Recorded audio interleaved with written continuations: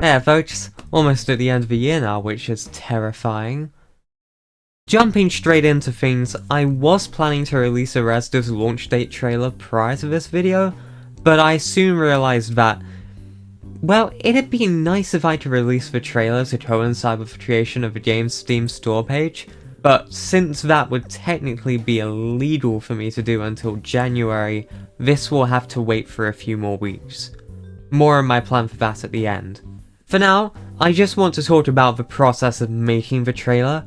I'm also going to talk about my planned pre-release and what I plan to do afterwards. What I won't state is the target release window. You'll have to wait for the trailer for that. So firstly, the trailer. For this, I originally planned to use only stuff already in-game, but I slowly realised that I didn't quite have enough content which could really be deemed camera-worthy. So the first thing I added specifically for the trailer was 3 new species. The first 2 are the Cyphelians, who have received a considerable glow up since I last showed them, and the Aluri, which I showed concept art for a few devlogs ago. The Teresians are a wholly new design.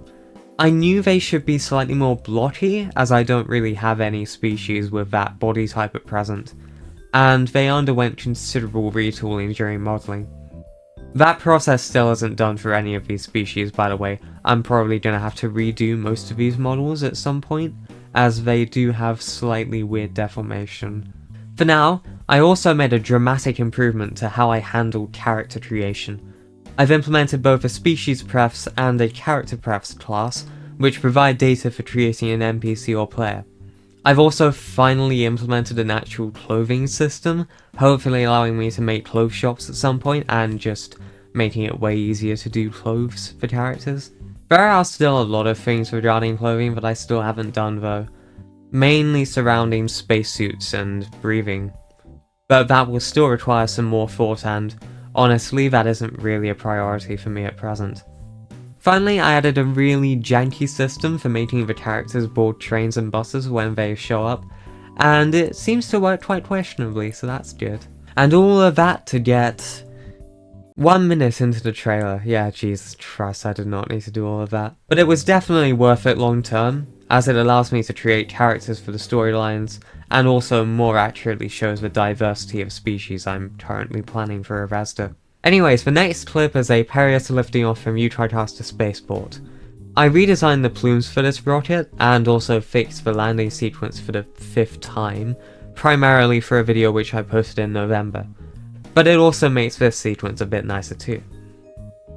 Then with these pan around shots, I didn't have to do too much to get it working. The main hassle here was getting Sanctuary Fortress to not be a glitchy mess.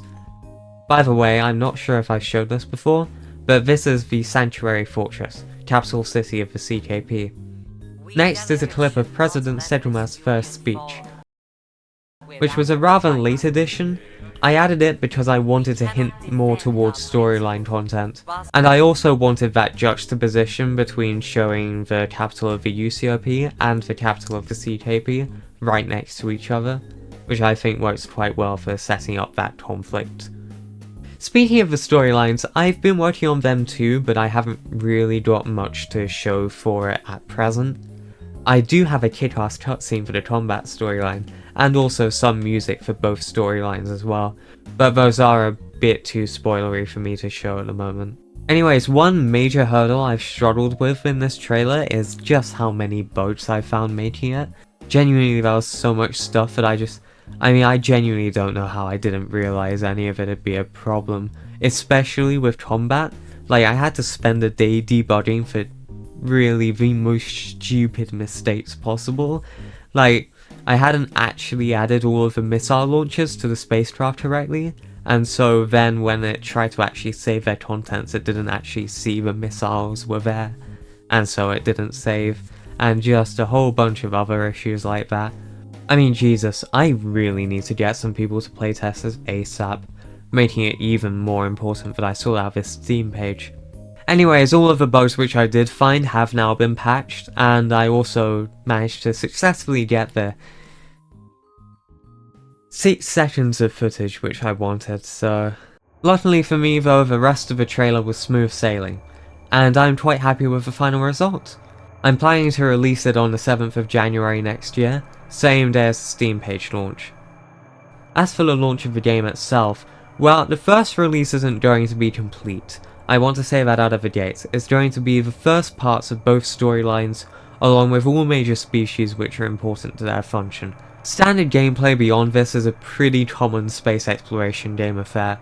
Going between space stations, getting money, buying new ships and weapons, standard elite-like gameplay. I have all of the foundations for this in place, but I don't necessarily have all the content added just yet. Now early next year, and I'll post some more information to my community tab, Discord, and probably various Reddit threads just trying to find anybody to playtest the damn game, I'm going to be looking for playtesters.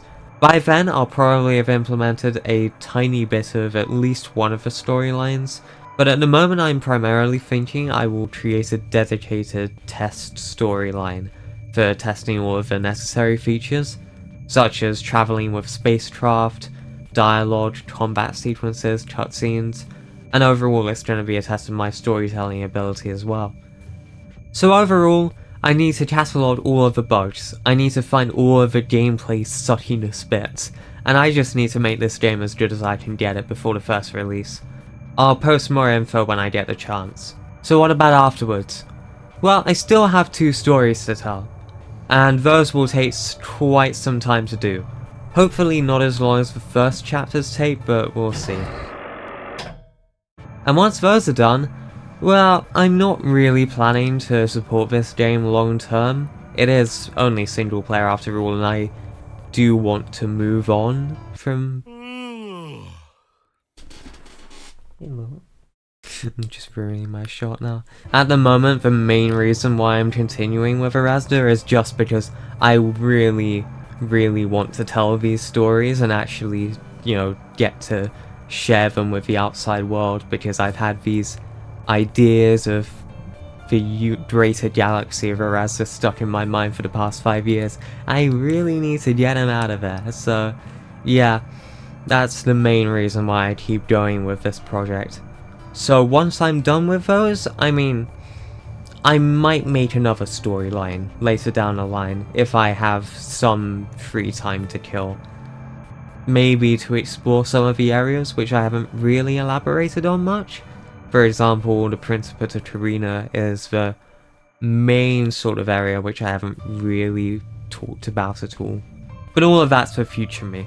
For now, we finished the foundations a couple months ago, and we're on to the ground floor. It's about 30 quarters tall, and I'm only done placing the first couple bricks. I mean, they're pretty decent bricks to be fair, but... well, until they crumble into a pile of sand in a month's time. Merry Christmas, folks! If you haven't already, don't forget to like and subscribe, and just remember, when you get home after a cold 7th of January day at work, go to your room, open your computer, and wishlist ARESDA on Steam. Bye bye!